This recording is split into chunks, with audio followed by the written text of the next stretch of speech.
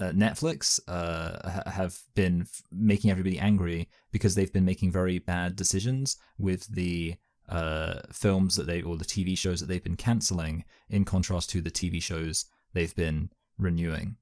And wouldn't you say it's funny when media companies make bad decisions? Yeah, that's hilarious. Yeah, it's so funny. Some might even say it's a hilarious way to start the video off with just that energy you want, because now the audience is here and they're like, oh yeah, Netflix, always making stupid decisions. Those crazy things that they keep going for loads of seasons. Oh, those crazy guys. What are the 13 Reasons Why kids going to get up to next year? Who knows? Funny. Relatable. Yeah, I don't disagree. Good.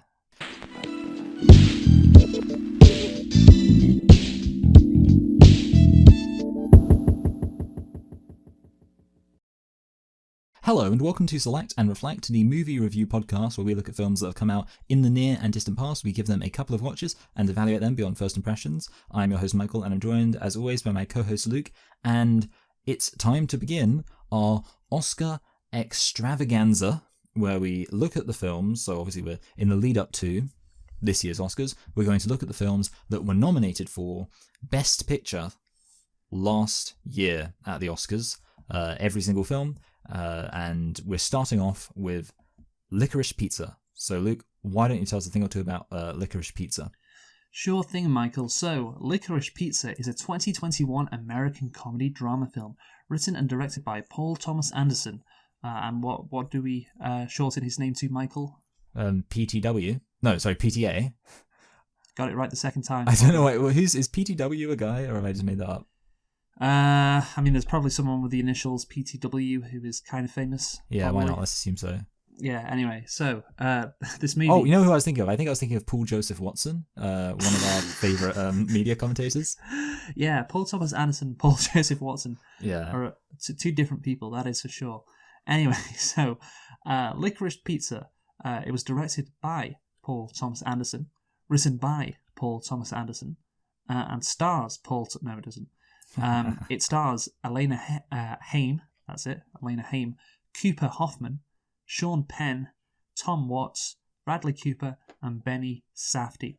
Michael, was the guy... Sorry, I just need to ask this right now. Was the guy who looks a bit like Dustin Hoffman, Cooper Hoffman? And also, was he the son of Dustin Hoffman?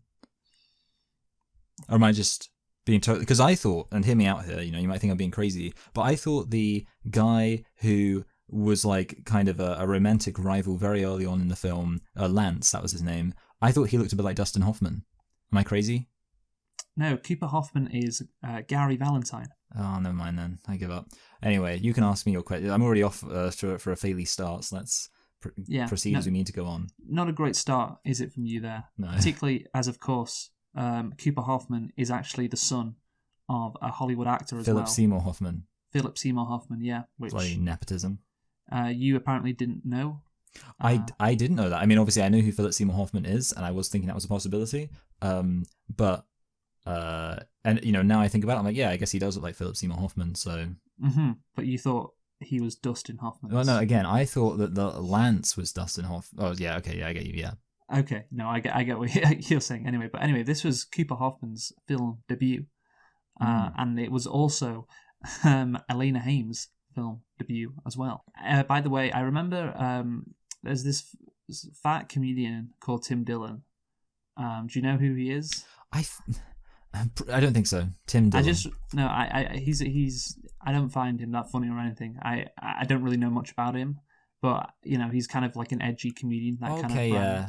I just remember him with the words "cumpig" written on him, which is fun. Okay, well that's fun. But the thing is, the one thing I saw a clip of him once, and he was going off about licorice pizza. It's so weird. Like the one clip I've ever seen of him, and he was talking about how like Philip Seymour Hoffman, obviously his son got the role on, it's nepotism, and he was like, I thought like Democrats were meant to be against nepotism or whatever. And yeah. Wait, what, is Paul Thomas Anderson part of the Democratic Party? I don't know. I think it's because all movies are made by Democrats. You got to bear that in mind until our savior Ben Shapiro came along with his new media company. Oh yeah, which that movie absolutely bombed, didn't it? Starring Gina Carano. The movie, of course, was released on November the 26th, 2021. So yeah, a little over a year ago, meaning it was in the perfect time really to be eligible for the 2021 the 2022 Oscars, which of course, we have a look at films from 2021, don't we, with those Oscars. So yeah, perfect time for it to win all the awards. Didn't win any, but at the Oscars at least. Anyway, Michael, first guess of the year, technically. Yeah. Well, not really technically, but whatever. Can you guess what the budget was for Licorice Pizza? Well, I was going to say obviously it would be low because I'm like, all of the these are unknown actors. But then I'm like, well, they did have the cameos in there, didn't they? Of obviously Bradley Cooper and Sean Penn. I hope I'm not being an idiot there. No, I said that name yet. Yeah, I thought you did. Yes, good. So obviously those cameos, I guess, would push the budget up somewhat, but I would hope not too much because they weren't in the films for that long. I guess you need some production design to make it look like it was the 1970s. That would be the case, yes. 16 million. We have our first less than half guess. Less than half. Of the year. Because the budget, of course, was 40 million. He guessed 16 million. So there you go. We're right on the board there, Michael. Congratulations. Okay. There we go. Yeah, we'd love to see it. Now it's time for the box office. How much did Licorice Pizza make at the box office? Well, let me delay my embarrassment for a second and say that when this film came out, I was actually in America visiting my fiance, and we did a lot of driving in the car, because I don't know if you know about America, they like to drive in cars. And we were also listening to the radio a bit, and I don't know if you notice about America, they like to have a lot of advertisements. So, like every song there will be an advert. And they were actually marketing this film a lot on the radio, and they were like, starring blah blah blah blah blah, it's Licorice Pizza, check it out, it's great, blah blah blah. Which makes me think, I'm like, well, maybe therefore it would have done somewhat decently well if they were pushing it that much. Probably, possibly. Maybe it made 60 million. 60. Yeah. Is that your final guess? Yeah. Okay, that is your final guess, and you were lucky because you nearly went more than double. Okay. The correct answer was 33.3. Okay, yeah. Well, you know what they should have done? They shouldn't have spent bloody 40 million making it. That would have been the first thing they should have done. Yeah, I like how, your little car rides with your girlfriend, like, that was what you, again, that was my reference. No broader analysis, it's just like what you have experienced. I personally heard this advertised. Which is perhaps why you're a bad guesser. Anyway, Michael, did you like Licorice Pizza? Well, I don't want to give a too elaborate answer, but my answer kind of comes in multiple quick parts, and I promise they're quick parts. Number one, I was watching, I was like, okay, this film seems like kind of like a slice of life, random, nothing happens kind of film, which, is fine, and I'm not against that, and I can enjoy the odd nothing happens kind of film. But then, around the time when Bradley Cooper's character showed up, I was kind of thinking, okay, I'm sort of like, a bit like, what's the point in this? And feeling like, maybe I'm not so enthused by the idea of a nothing really happens kind of film, or a film with no clear direction. And then, and this is where, I don't know, this is going to be my interesting take for the video, I think. When you get to the end, and it's revealed that the ultimate climax of the film is a romantic resolution, I was completely blindsided by that. Because I didn't really think that was the main point of the film. Like I guess, retrospectively, I was like, oh, so the whole thing was supposed to be about, like, the romance. And meanwhile, like, as in we're supposed to be really invested in that, and I wasn't. And then I was like, well, I don't know how well I can regard the film if I wasn't that invested in, like, the main point of it. But, I mean, overall, I would still say I liked it, because it was, like, well made. It was entertaining, just like on a scene-to-scene basis. Can I just stop you there? What do you mean you didn't understand? Did you not understand this was a romance movie? I didn't think this was a romance movie. I thought this was just like genuinely. The thing is, and this is what I want to say. Michael, are you autistic? I was like, well, this girl's 25.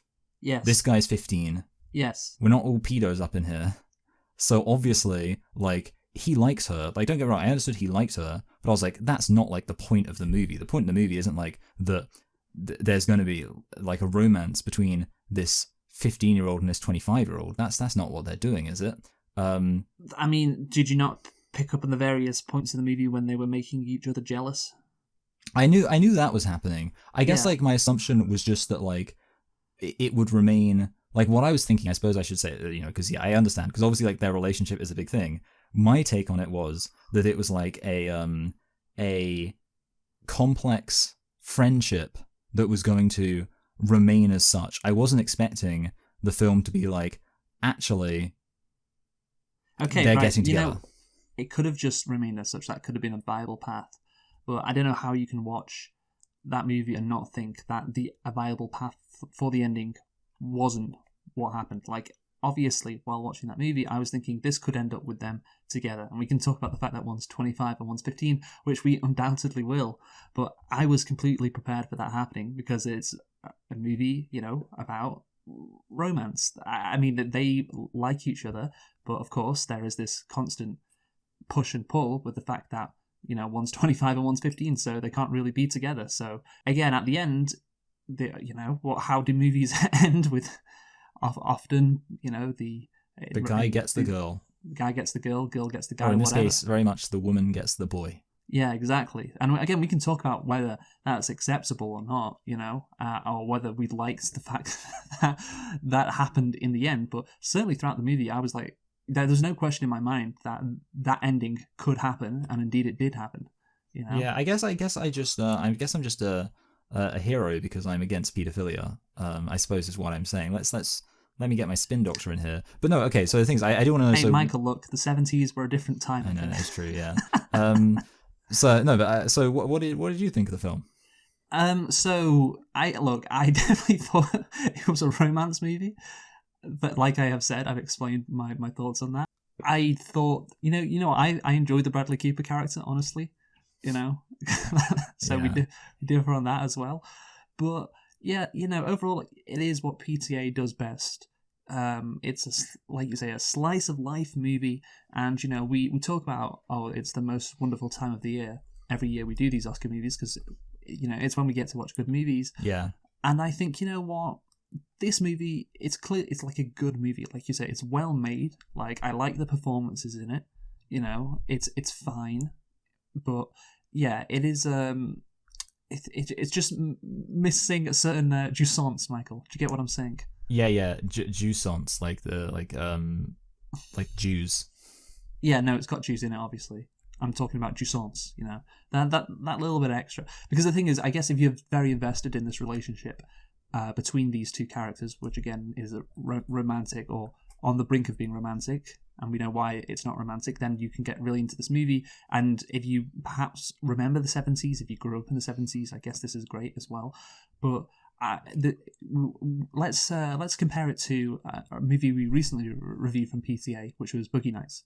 Let's compare it to that, because that I remember. Yeah, obviously it's about a slice of life. The golden age of porn in the 1970s Yes. and early 1980s, right? That's what that movie's about, and I like that because that's inherently interesting, right? Like, Yeah. the golden age of pornography, like that's inherently interesting. This is not that interesting inherently, unless you, I guess, grew up in this era, or you have nostalgia for this era, which PTA, of course, does somewhat. He grew up in the 70s, so you could get into it like that, and of course, like it's better than 75% of the movies we review. So, yeah, that is true. Yeah, yeah, it's fine, but it's just not quite there. And the thing is, what may get you there if you didn't grow up in the 70s is, are you invested in this relationship between the two main characters? And there is a reason again why I am not invested in it, which is of course the age difference, which to me throughout the movie, we'll get into it. Look, it is a yeah. I mean, here's the thing. So actually, I want to say something about I know that there's a film you liked called Lady Bird. My memory of it is, I haven't seen it in quite a while, is that in the end she doesn't end up, like her romantic interests are kind of a big focus throughout the film, but in the end she doesn't end up in a relationship, and it kind of circles back to being about her mother. And I guess in a way I was kind of thinking that was kind of what I was expecting from this film. I was thinking it'll probably be they want to be in a relationship, but obviously it won't end with them being in a relationship because, pedo. So basically it will probably circle back round to being more about kind of their careers and because obviously they're both seemingly quite motivated by making something themselves. I was thinking that would where I would go. So I was thinking it'd be a bit more Lady Bird. Well, the thing is, Lady Bird, I mean, that's different. Lady Bird is one character. Yeah. Like Lady Bird is about Lady Bird, Yeah. I can't remember the actual name of the character in that movie, but yeah, it's about her. It's focus. It's coming of age about one character. This, of course, is not. It has two main characters. So there you go. There's the difference there, I guess.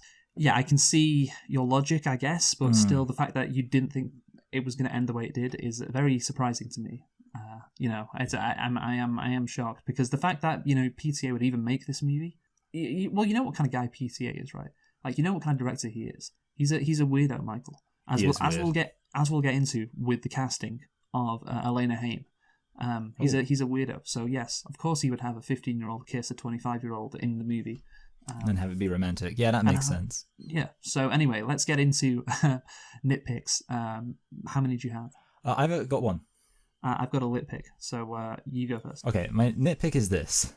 Why does the gas crisis mean, and this is going to sound like a weird one, but why does the gas crisis mean that everybody is constantly running out of gas? Now, I know that sounds like a really stupid thing, but here's what I'm saying. Okay. Specifically, they constantly run out of gas in the middle of the road, like, when they're driving around. And and this is the key thing, every single time they go to get gas, it's a completely unconflicted resource. Like, because, at several points in the middle of the film, when the gas crisis is going on, they're like, oh man, the car ran out of gas. And then they go to a gas station and they get gas. So it's not like the gas station doesn't have gas. It's not like they can't afford the gas. So my question is, what part of the gas crisis means that they didn't fill up their cars enough? Well, massive queues. But, is that... which we saw. Yeah, but even that... but I guess the thing is, by that logic, really, what they should do is they should fill up their car. So when they do get to the queue, they should just fill up their car as much as they can, which means, if anything, they should be running out of gas even less. Well, that's what, again, Michael, everyone does in a gas crisis. And guess what? That just extrapolates the problem, doesn't it? Yeah. What I would do, hear me out here, and this is like a suggestion, I'm pretty upset they didn't do this, is they should have stockpiled all the gas and then sold it to everyone else. I think that would have been a smart move. Yes, I've seen that episode too. Right, anyway. Yes. So my lit pick is John C. Reilly has a cameo as Frankenstein, I believe. Oh, really? I believe so. When you're walking into the Teenage Expo, whatever it's called, there's a Frankenstein, and that sounds a lot like John C. Reilly. Is it? I wonder if it's mentioned in the casting. No, it could be. Yeah, so it could be an uncredited. Does it mention who does play Frankenstein? Probably doesn't actually, because it's such a minor role. Yeah. So I think that seems probable. Yes. Thank you for validating. Well, has he been in any other of PTA's films? I don't know. I mean, just the last one we reviewed. That's all.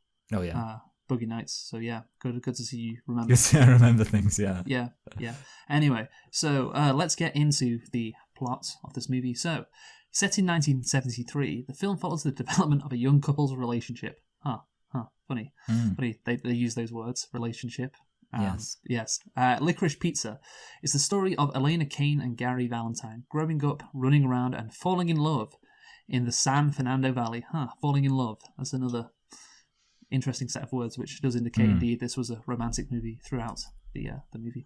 Anyway, in 1973, of course, written and directed by Paul Thomas Anderson, the film tracks the treacherous navigation of first love. There's another phrase there. If only I would have read this Wikipedia article, it could have helped me understand these human beings and their emotions. I did get that off Amazon Prime, actually. Oh, really? Okay. As for the plot overall, I think it would be fair to say that, it's a slow burner, right? I mean, yes. Obviously things happen throughout the movie, but yeah, it is one of those movies where, things just kind of happen and you're just meant to follow this relationship, and you're just meant to enjoy the setting. In 1973, Los Angeles, and you're just meant to enjoy their relationship as they hit various points until they end up together, which again was always going to happen. Well, no, it was guaranteed. It was very possible it was going to happen. But yeah.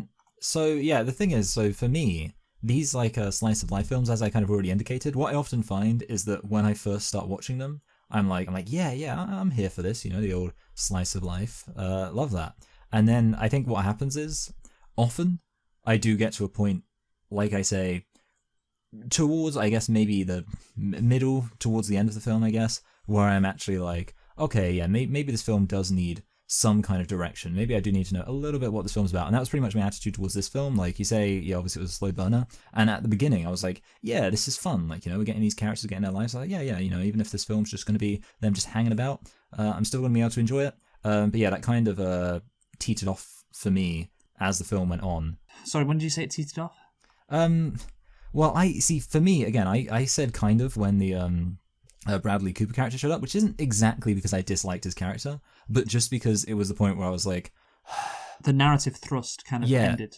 Yeah, because it was kind of like a situation of like. Also, I feel like I was supposed to be like really kind of serious about it because there was a bit where the Alana is like she's kind of sad about it. Like she seems kind of like miserable, negative, like when they've like screwing it all up and all that kind of stuff. And also, in general, they seem to be very invested in screwing over this Bradley Cooper guy.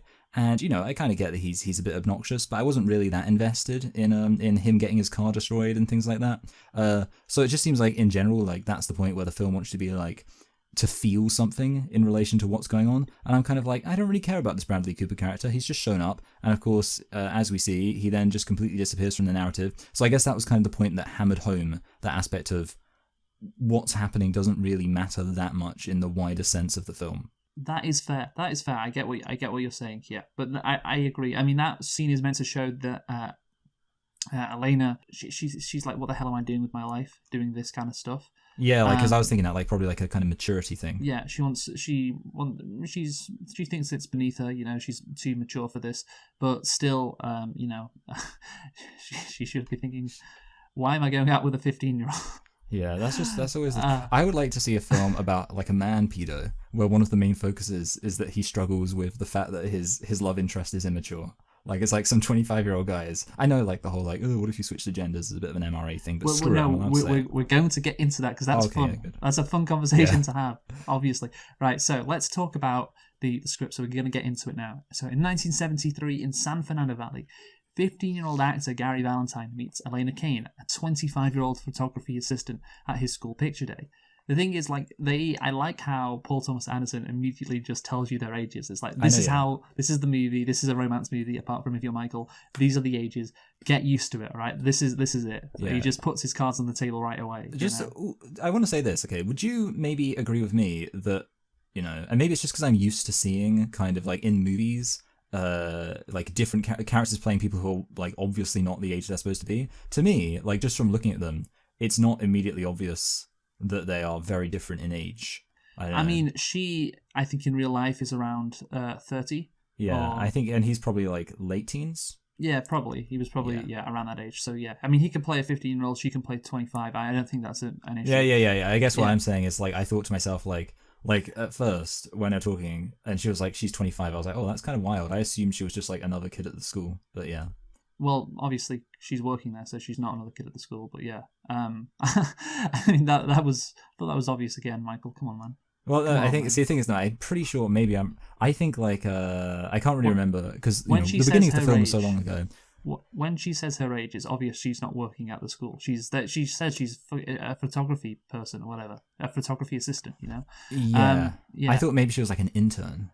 So the girl he is attracted to, Elena Haim, as Elena Kane. Do you know which one's weird? Which one's the actress? Which one's the character? I think I do.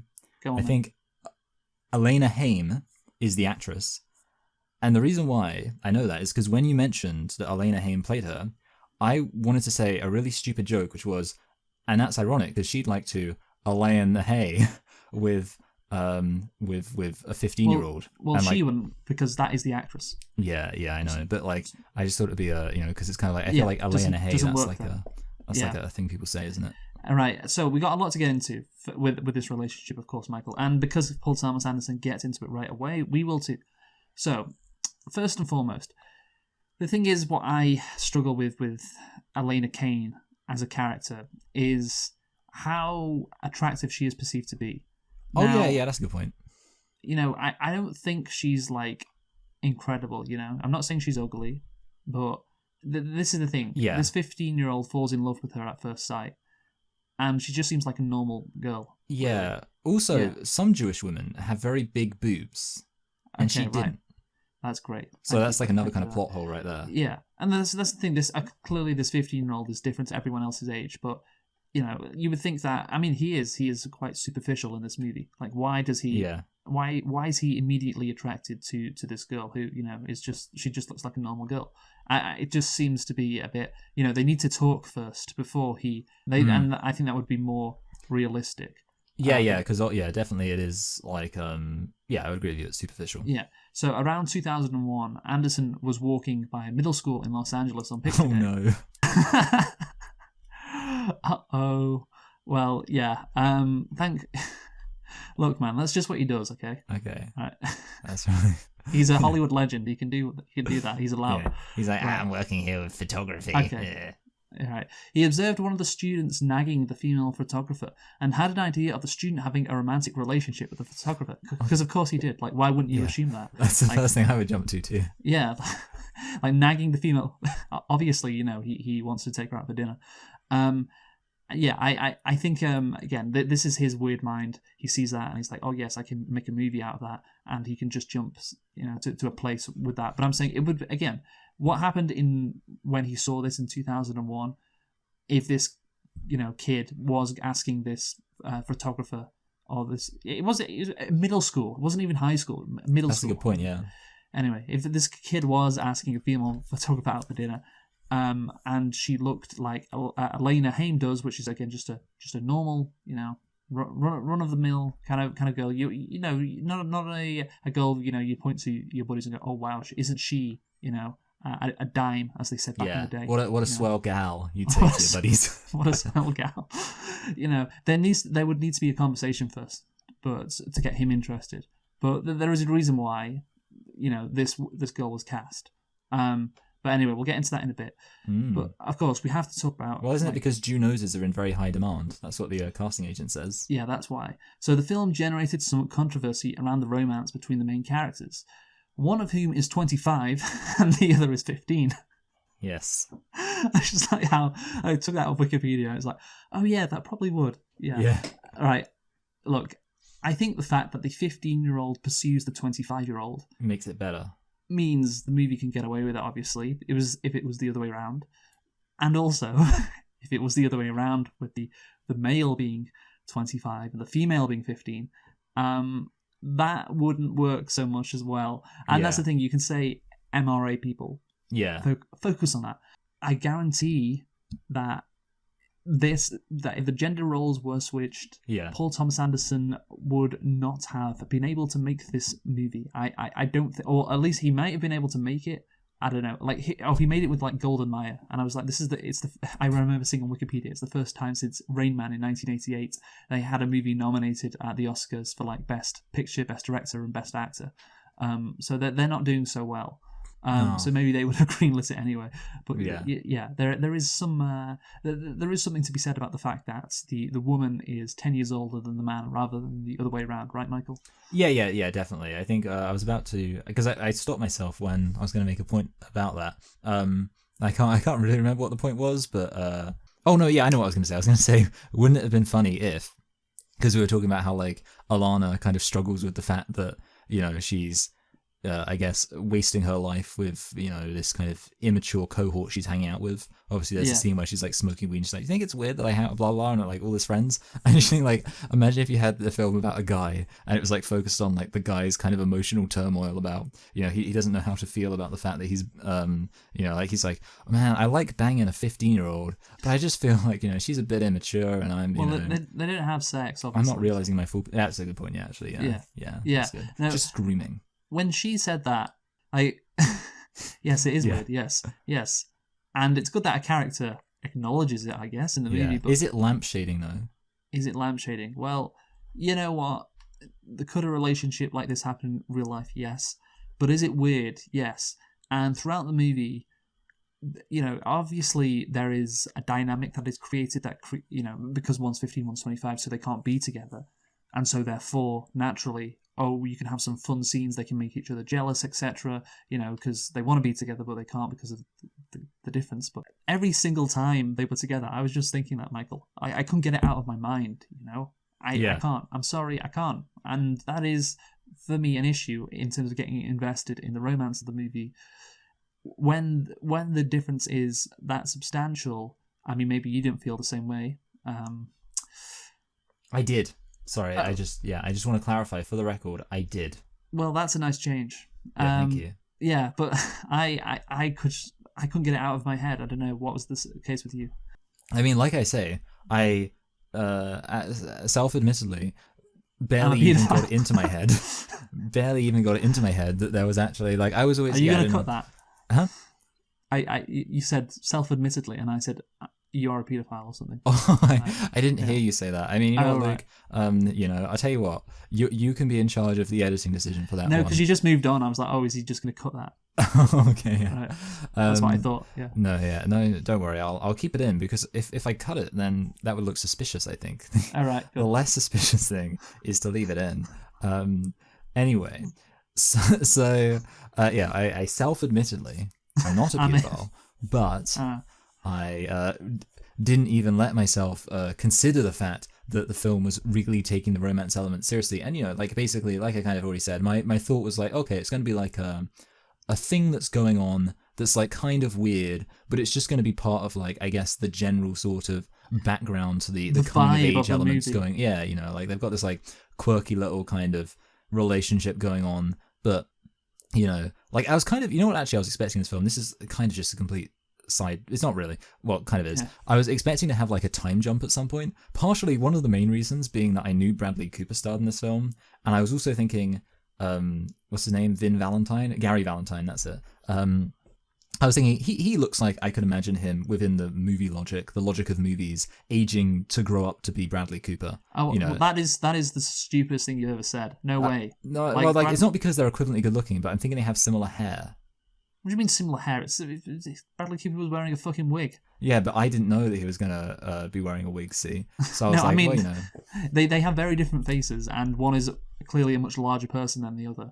Yeah, you I know. don't know. Well, anyway, the thing is, sorry, that's ridiculous. Anyway, look. Well, the point is, either way, I was expecting there to be a time jump, perhaps even, like I say, with the characters being played. Okay, by... but that was a stupid idea. And so the let's reason go I was back. thinking that is because I was like, well, you know, like we'll see how they kind of progress, and I was like, maybe thinking. See, here's the thing. This relates to the whole pedophile point because I was thinking, okay, they have this thing, like maybe like when they're young, and then like at some point, you know, like maybe halfway through the film, a bit like, you know, Moonlight, for example, it will time jump, and you know that we'll see where they are in their lives. This is set in the 1970s. It's 1973 to be specific. There's not going to be a time jump, is there?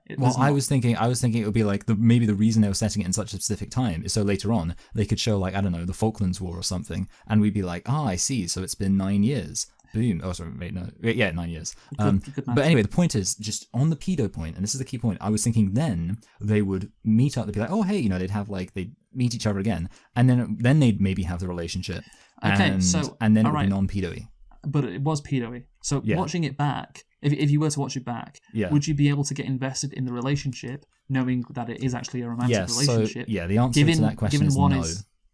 There we go. So the answer is no. Same with me. Okay. So that is an issue for our enjoyment, the age gap. That is an actual issue.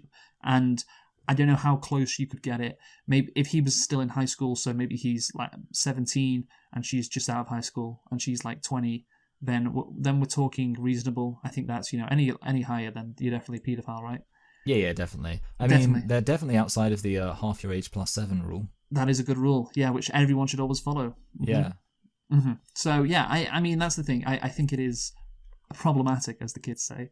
But, you know, whatever. It's just a fucking movie. And at the end of the day, they don't actually have sex. So yeah, so it's literally not a fucking movie. It's not actually a fucking movie. So yeah, I guess. But yeah, that is something that, you know, it's just a bit too big, man. You know, just it closed the age a bit more, and then you know I can start enjoying it a bit more. Anyways, at least this isn't Boogie Nights. At least they didn't have this age gap in Boogie Nights. Yeah, at least they didn't. Yeah. That's a good point. At least point. Dirk Diggler wasn't 15. Right. So Anderson wrote the screenplay with Elena Haim in mind and offered her the lead role in summer 2019. So he has a close connection to her band Haim, having directed several of their music videos, and is a close friend of the Haim family. Haim's sister Esty and Danielle, and parents Mordechai. I can't. Oh, I know his name. It's Mordecai. Mordecai. That makes sense. Yeah, some Israeli bullshit. Yeah. And Donna were also cast to play the roles of her family. So PTA, as we talked about in Boogie Nights, Michael has... He's very much an anti-Corbyn in terms of his friendship with Jews. Okay, that's great. But he also has mommy issues. As the term is. So we know that from Boogie Nights. Because what happened in that movie, Michael? His mum just she just goes off on like an abusive tirade, yeah. Yeah. And then who does Mark Wahlberg's character, of course, we're talking about. And then like Suzanne Moore, is that her name? Julianne Moore. Julianne Moore. Yeah. She's like she's like kind of a what's the word? A surrogate mum to him at several points in the film. Yes, and of course, what do they do together? They make sweet tender love. Yeah, they have sex because they're porn stars, yeah. So he is fucking, Mark Wahlberg's character is fucking his Mum. surrogate mother. And Yes. Julianne Moore treats him like a son, and they're having sex together. Yes. So Normal. yeah, very normal. But that's the thing. So he writes that into the movie, and we know like he wrote his Mark Wahlberg's character was based on his own mother. So that's interesting. So let's go into this movie. So Elena Haim is the daughter of Donna, and her mother Donna Haim is a former elementary school art teacher. Who did Donna Haim teach while she was an elementary school art teacher? Paul Joseph. Watson. Sorry. I almost did it again. Paul Thomas Anderson. Paul Thomas Anderson. And apparently they had a good relationship as a teacher and student. Ooh. I shall go into this here because Yes. this has to be brought up because again so. How did you get into the orbit of Haim and meet Elena Haim in the first place? This is PTA answering. That story is wild. I first heard their music on the radio, blah, blah, blah. We invited them to our house for dinner, and they revealed to me that their mother was a woman named Donna Rose, who was my elementary school art teacher. So yeah, basically he was like, wow, this is crazy. And their mother, Donna, was a huge influence on me. I went to a school with like white-haired ladies who were rough, and there was one lady with long, beautiful, flowing brown hair who looked exactly like Elena, by the way. Okay. I was in love with her as a young boy, absolutely smitten. She would sing songs during class, and she was the exact opposite of every other teacher, and maybe also his mother, I don't know. So that cemented the relationship in a pretty serious way. Interesting. This was some good investigative journalism. With PTA's, again, mommy issues, the age difference would have been about 15 years to Donna, probably. I think we can perhaps say that the relationship in the film Licorice Pizza that Gary Valentine has with Elena Haim is what PTA perhaps wanted to have as a kid with Donna Haim.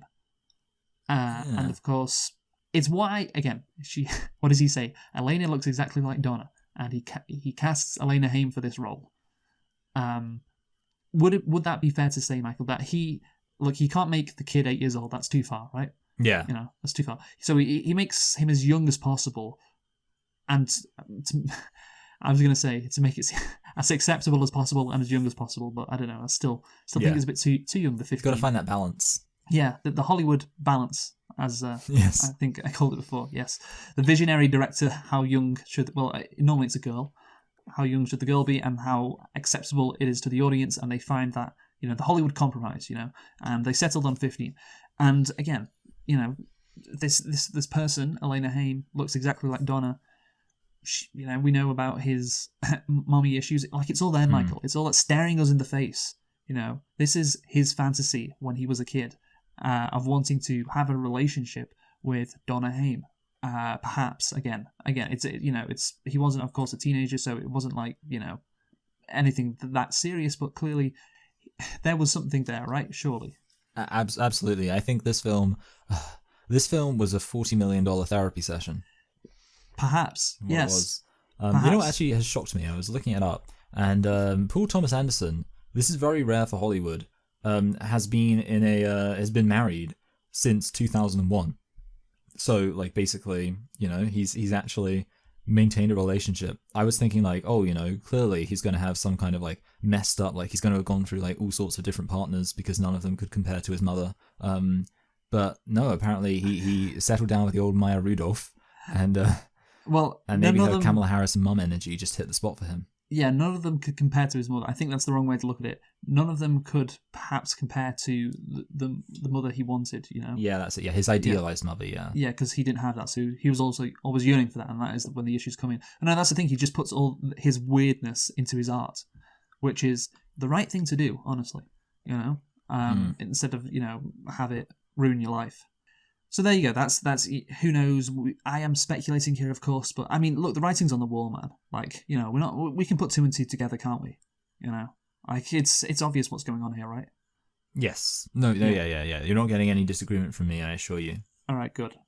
Anyway, so let's go back to the movie. So this character, Jerry, he's trying to open a Japanese restaurant, right? Yes, I love Jerry. And I love Jerry. he's talking to the waitress from Always Sunny, of course, which already we mentioned. Yes. Yeah, with the gas crisis thing, and of course, she plays the mother of what's he called? Gary Valentine. That's it. Yes. Yes. So this movie also came under fire for scenes in which the character Jerry uses a demeaning mock Asian accent when speaking to his Japanese wives. Regarding the latter, director Anderson defended the scenes as being contemporaneous and accurate portrayals of the movie's time period. The group Media Action Network for Asian Americans, however, called an awards boycott for the movie due to the decision to include these two scenes without any pushback from the characters. Okay, sorry, these two scenes are just absolutely hilarious. They're so strange. It's like fucking Come Town. Yes. That great part. It's like a Come Town bit. It's like this guy's got a Japanese wife and he's like, oh yes, I'll just speak to her to see what she feels about What do you think about this? Oh, yeah, just speaks in English with a Japanese accent and it's played dead straight. It's just fucking great. And the thing is, I can understand why the Asian, because that's the thing I mentioned, a bit, what would be on, Come Town. They're just messing around like this would never actually happen in real life, in a movie or a TV show. That's the point. It's just like stupid scenarios, but Paul Thomas Anderson actually put this in a movie. And I just find the scenario in my head very funny, but I can still understand why Asian Americans were annoyed at it. Because I mean, ultimately, I guess, it's one of those situations where the joke isn't really on it's not really making fun of the guy's racism, really, or, it's kind of just basically the joke is what's happening. Yes. And I guess that's kind of probably a bit more offensive because it's just the joke is that he's, so like you say, obviously I imagine a lot of these special interest groups would probably be opposed to a Come Town movie if that came out. So I think they're probably just being consistent in opposing this. Yeah, I know that, but it is such a hilarious concept. Yeah.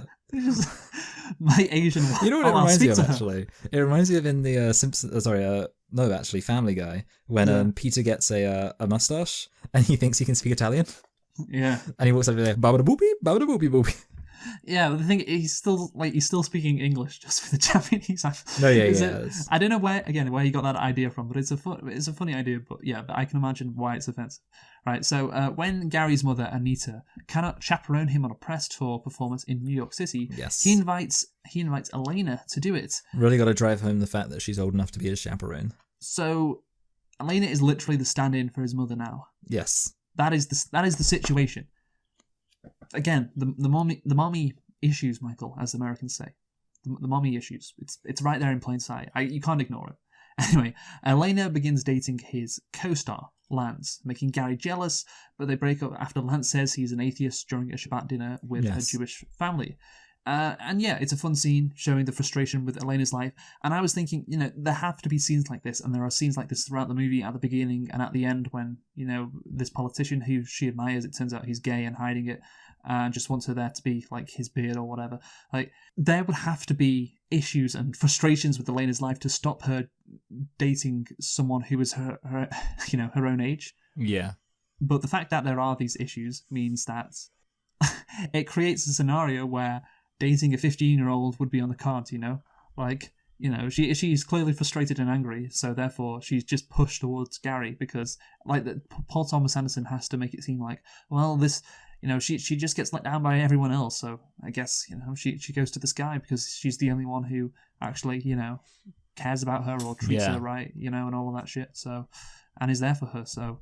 Yeah, so she has to get let down, doesn't she? Yeah, it's based on his fantasies of imagining his art teacher dating loads of guys and being disappointed by them until eventually she realizes that her student is the guy she really loves. I think this is it's fantasy, and it's imagine the scenarios in my head that would make this situation possible, and that's one of them. I agree. That's basically it. We have to see that she's disappointed in other guys.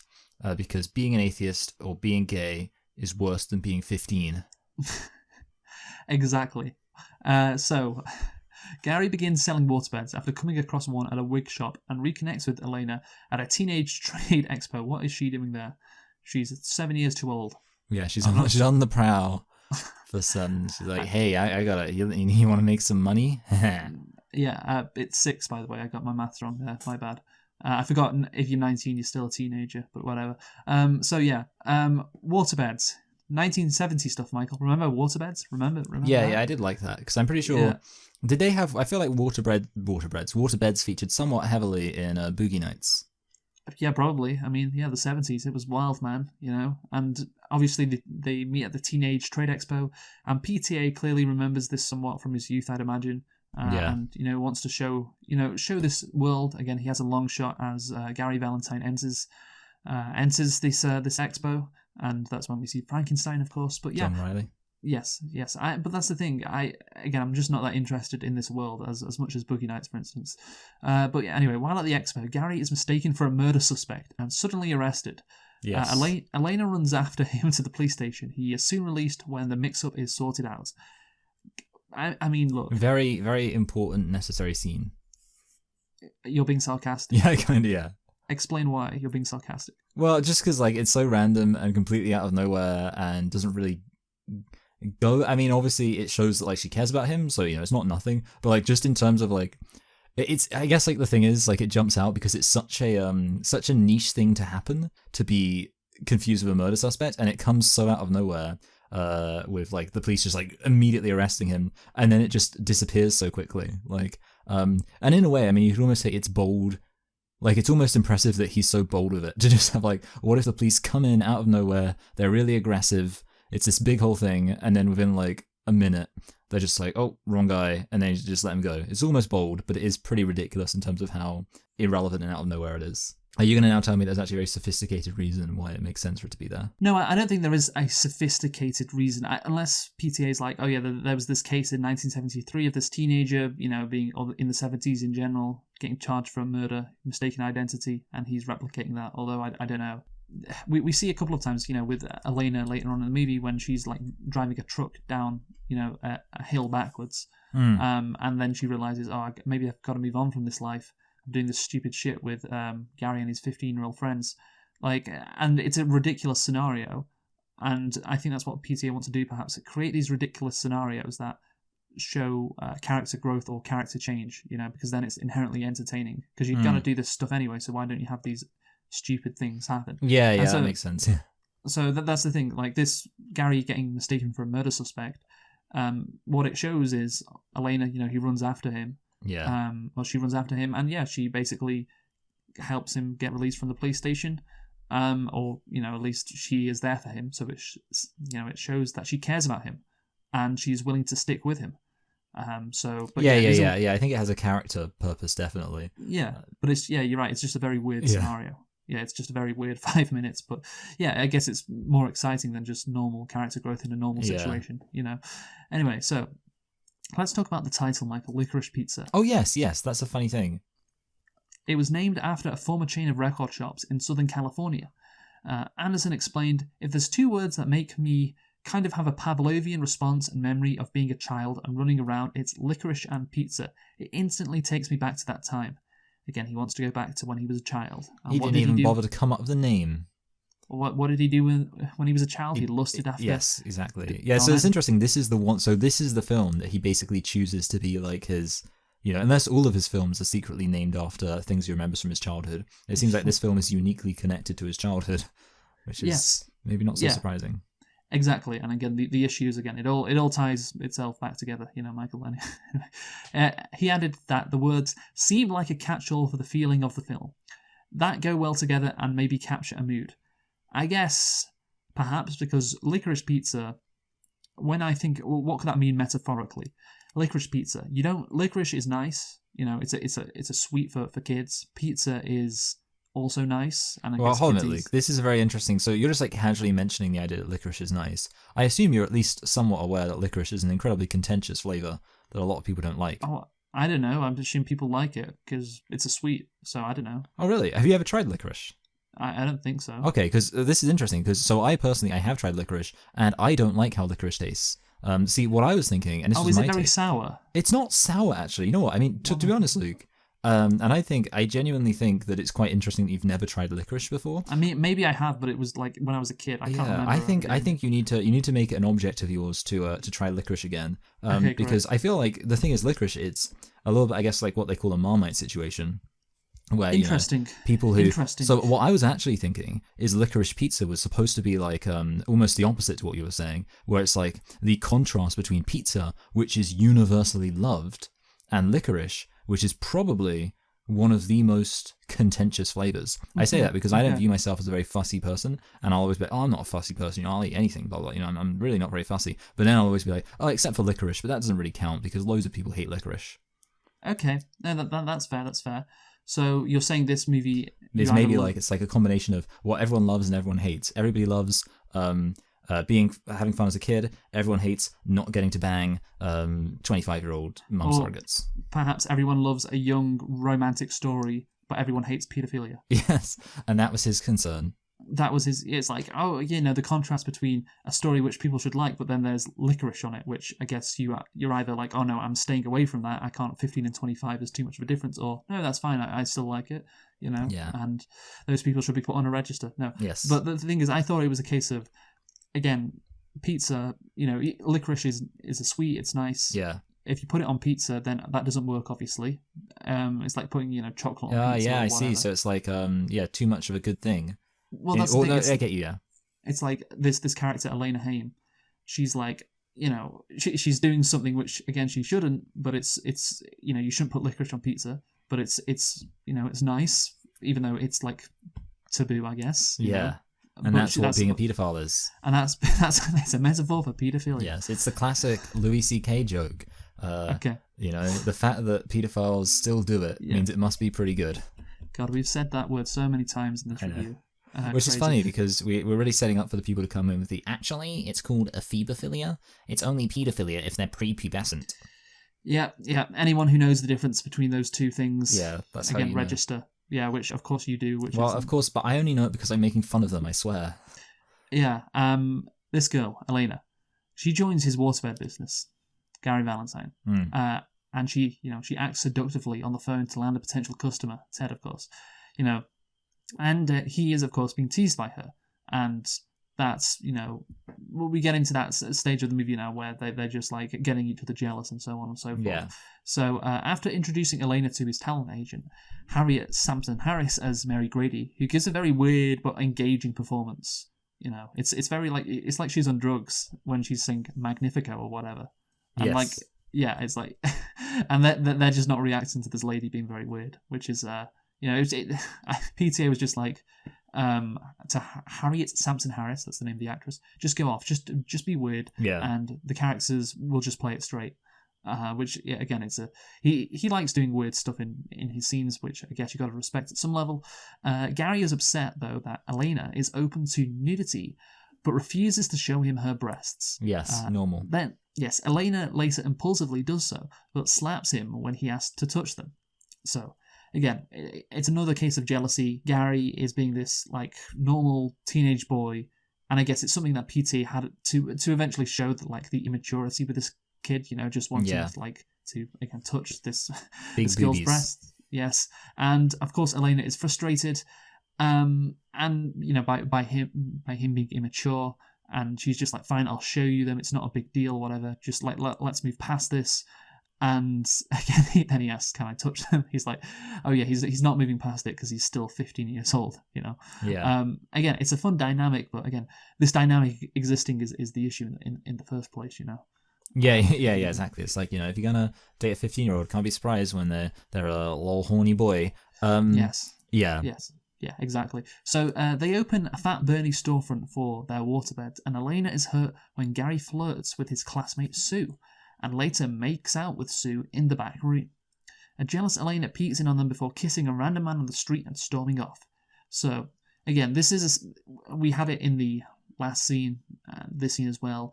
Basically, they are making each other jealous just naturally, just by living their lives, because, they can't be together because of the age difference. Again, I think I come back to it being funny, but at the same time, a bit weird, Yes. it's like that Larry David gif, You know, and when he's like he's kind of grinning, but he's kind of not. Oh You know yeah, what I yeah. mean? Yeah, like he's shaking his like shoulders, like I'm not sure. Like that's I was like, yeah, it's funny. Oh, you know, they can't be together because you know Yeah. one's 15, one's 25, so they're naturally making each other jealous. You know, and it was a funny dynamic. Like imagine if this happened, it'd be kind of funny. But again, you get what I'm saying, Michael. Yes. Like it's kind of I can't really think of like like I can't really think of what the word. I guess it's like it's funny but in an uncomfortable way. Let's say. Yeah. I'm not sure like uncomfortable really because I'm fine with stuff being funny and uncomfortable. It's not uncomfortable. It's just like I'm not sure like Yeah. I'm not sure I can get on this level, you know. Like I can see the level, I can see what you're trying to do, I just can't get there, you know. Anyway, Gary's agent secures Elena an audition for a film starring Jack Holden, a veteran actor, who brings her to the Tail of the Cock. That's that restaurant. Yes. Tail of the Cock, where Gary and his friends are also dining. I like how the guy there just treats Gary like he's not like 15. Again, I kind of like that aspect. Like, it's kind of a weird thing also at the same time. Like, he basically might as well be an adult. He just isn't, which is fun. Yes. Yeah, no. I mean, again, that's part of making, you know, the relationship seem okay. Like, he seems, like, older than he is. Anyway, so an inebriated Elena makes Gary jealous. Again, this is just the middle 30 minutes again and again. Like, if you like it, you like it, you know, if you can enjoy it, but I can't really get there. So Holden's friend, film director Rex Blau, convinces him to recreate one of his motorcycle stunts on a nearby golf course, bringing the entire restaurant along. Elena topples off the bike as Holden jumps over a flaming sand trap and Gary runs to her side. Reconciled, they walk to the waterbed store, where Gary stops himself from touching a sleeping Elena's breast. And that, from Gary, that's what you call progress, Michael. Yes. You know, unlike Shinji in Neon Genesis Evangelion, Gary makes the right choice. Shinji goes even further, of course, if you've ever seen that. But again, like, another weird scenario for them to connect, you know. But like, this fucking weird actor is jumping over some fire on his motorcycle, and he basically, you know, she falls off the motorcycle and no one cares. You know, she's been let down again. Yeah. But Gary cares about her. You know, Gary is there for her. And it's another, you know, character moment, character growth, you know, showing these two getting closer together. And you have just a completely weird, random scenario in the middle of it. It's another case of that. Yeah, yeah, because he is like, he's a very weird, eccentric character who just comes out of nowhere, and yeah, it doesn't really amount to very much. It's all, I don't know, yeah.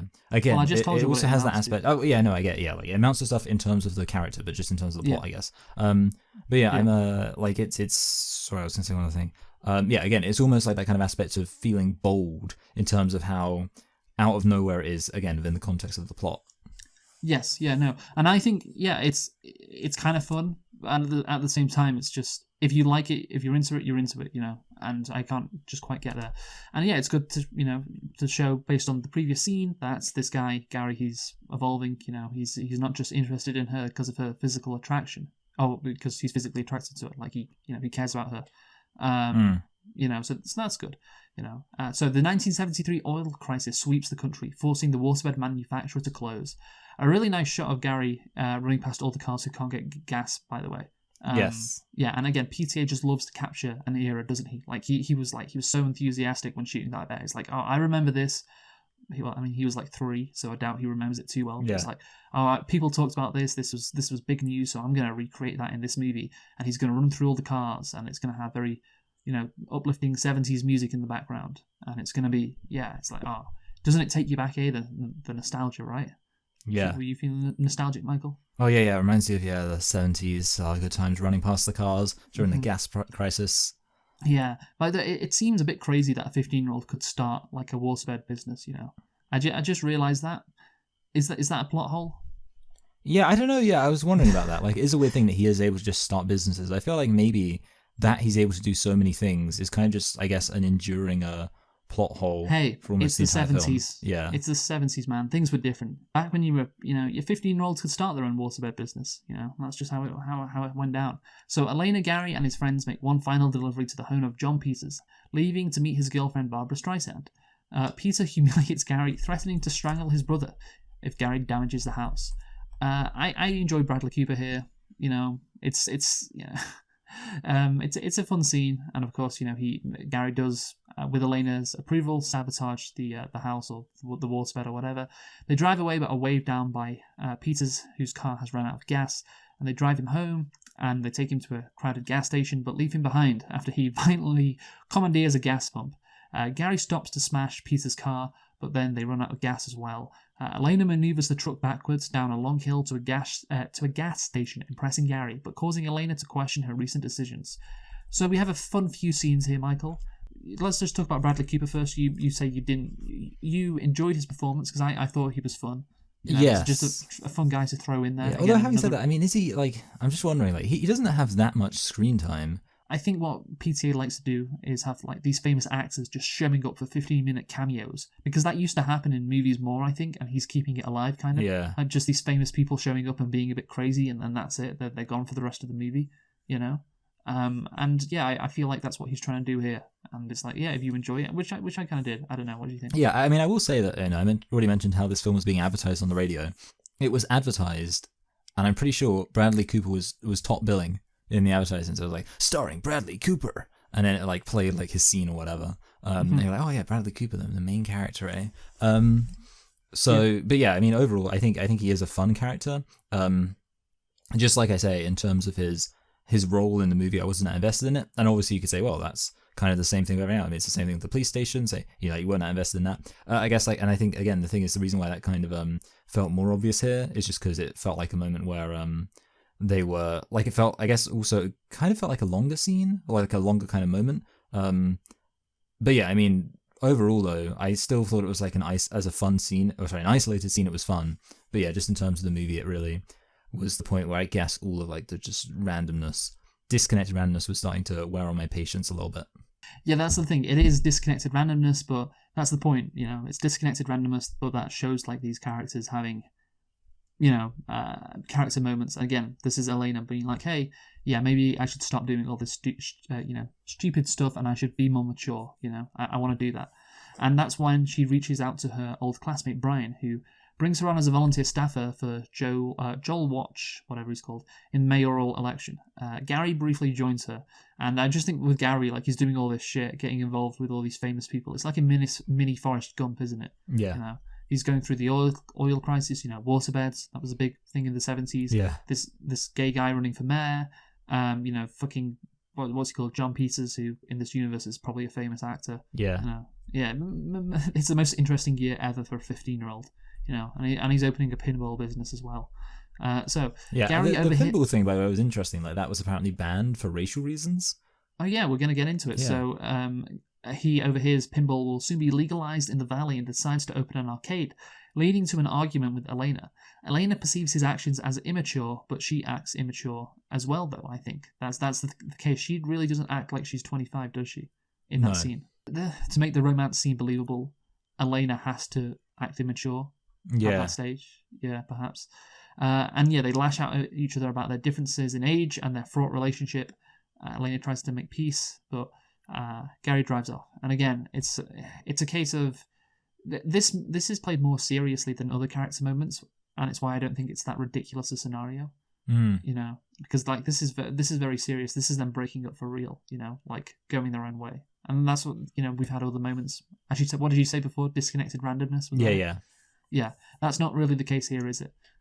It's just them having a normal argument, So later, Gary prepares for the opening night of his arcade, remodeling his storefronts. That same night, Elena nearly shares a kiss with Brian, but is invited to join Wox at a restaurant. She arrives to meet Wox and his partner Matthew, realizing that he is secretly gay, and she is being asked to pose as Matthew's girlfriend to save him from political embarrassments. Again, Elena walks a deeply hurt Matthew home, and they commiserate over the men in their lives. Yeah. And again, it's another case of she gets let down by everyone in the real world. Yeah. And again, this is a very serious moment at the end, so it has to be more serious. Like, this person she admires, he's covering up his relationship, or maybe she's homophobic. Maybe that's the case. No, obviously. I mean, she's pretty. She objects to the old atheist quite a bit, so maybe she is. No, but she hugs the gay guy. Yeah, that's true. Actually, yeah. So she's not homophobic. Yeah, she says, she whispers in his ear, "I forgive you." yeah, again, she doesn't like being used as a pawn, basically, and she doesn't like the disrespect. And it's again this person she admires, basically disrespecting her and treating her like, oh yeah, you just pretend to be this guy's girlfriend. And again, the only person who she can rely on is this 15-year-old. So she goes to the arcade to find Gary, who has left a look for her. And basically, Elena and Gary eventually run into each other's arms and return to the arcade. Again, an arcade, a place where a kid's dreams can come true. Interesting. Where Gary pronounces she will be his wife. Sharing a kiss, they run into the night, and Elena tells Gary that she loves him. So this is very much a fantasy ending for Gary, and I do wonder, like, if what happens at the end is meant to happen in the movie, or if he's just kind of dreaming, basically. Yeah. Because, he's in this arcade. Yeah, I almost wondered that at several points, so whether or not it was supposed to be Gary's fantasy. Well, particularly at the end. That's the only place where I think it could be his fantasy, especially when Elena says, I love you, because it just doesn't seem, it seems very dream-like, that particular moment. But yeah, again, it's a fan... Look, this, again, we've been through why did this guy, PTA, create this movie? It's a fantasy. It's a fantasy movie, isn't it? That's what it is. He wants to be this kid. He wants to get with Elena Haim, who looked exactly like her mother, Donna, and he's owning his own. He's got his own arcade shop that he owns, and he kisses this girl who he likes, and it's like, what a perfect ending, hey? What a wonderful ending for this guy. So yeah, were you happy with the ending, Michael? Oh, you said it shocked you. It shocked you. Yeah. I mean, obviously, I think just like I wasn't expecting it to. I guess like part of it also is because the film was so kind of unconventional with like its narrative. Like it's not your kind of typical romance film. Like it's not like Notting Hill or I don't know, whatever.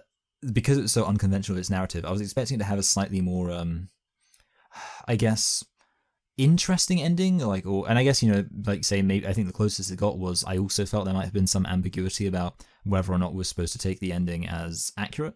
But if so, I don't know if there was enough to read into that for it to be that interesting. So I guess I was expecting the film to have more of an interesting ending, or like an ending that just makes you feel like, that's interesting. Whereas really I was just like, okay, I mean I guess that's what they're doing.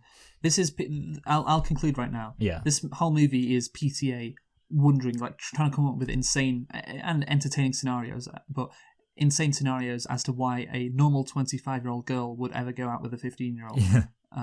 Who, again, he wants to be that 15-year-old. And so, therefore, all this shit happens with her being let down, and this guy, this 15-year-old that owns his own business, and it's all, it's an arcade business. Wouldn't that be cool to own that if you're 15? And, there's some 70s, it's a slice of life, looking back at the 1970s, with the oil crisis, waterbeds, homophobia. We love to see all that. No, of course, the last one is anti-Asian racism. Anti-Asian racism, yes. Yeah, so, hey, it comes back to this guy, he doesn't go to therapy. Instead, he just makes $40 million movies. Yeah. That is the way to do it, really, because, hey, he's, this one didn't do so well at the box office, but got nominated for an Oscar. If only we could all channel our, inner issues into, Academy Awards, nominating, pictures. But yeah, so that's the case, and I think for me again, I couldn't really get on the level that he wanted to, because again the age gap was always sticking in my mind throughout the movie. I'm sorry, it just was. So say I don't know, what would the insult for me be in that situation? Pedophobic. Stop being such a pedophobe.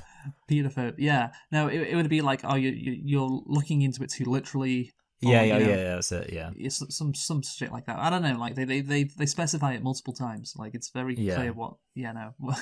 Again, so and apart from the end scene, it's all meant to be played realistic, even if the scenarios are the end scene perhaps again. Even if the scenarios are ridiculous, but they're not. It's not meant to be like a dream, like when that fucking actor like jumps over the fucking bunker which is on fire. That's not meant to be like, oh, this is a dream, this isn't actually happening. No, it is actually meant to be happening. So yeah, I'm going to say this for me is a 7 out of 10, I think.